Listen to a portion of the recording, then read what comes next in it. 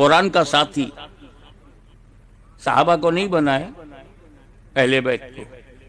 بھئی یہ نقطے کو سمجھ لو. رسول پاک کو معلوم ہے کہ صحابہ تبھی تک بنیں گے جب تک میں ہوں. مجھے دیکھتے جائیں گے، اسلام لاتے جائیں گے، صحابی بنتے جائیں گے.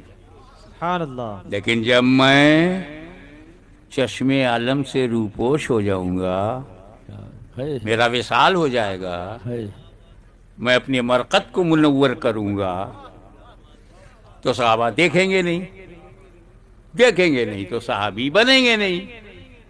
جب صحابی بننا بند ہو جائے گا تو صحابی گھٹنا شروع ہو جائے گا. 50 سال میں آدھے ہو جائیں گے، 100 سال میں 90% صحابی دنیا میں نہیں رہیں گے، 200 سال کے بعد تو ایک بھی صحابی نہیں ملے گا. تو اگر قرآن کا ساتھی صحابہ کو بنایا جاتا تو 200 سال ہی تک تو ساتھ دے پاتے.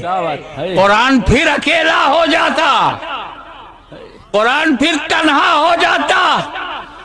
اسی لیے غیبداں نبی نے صحابہ کے بجائے اہل بیت کو ساتھی بنایا. نہ قیامت تک قرآن ختم ہوگا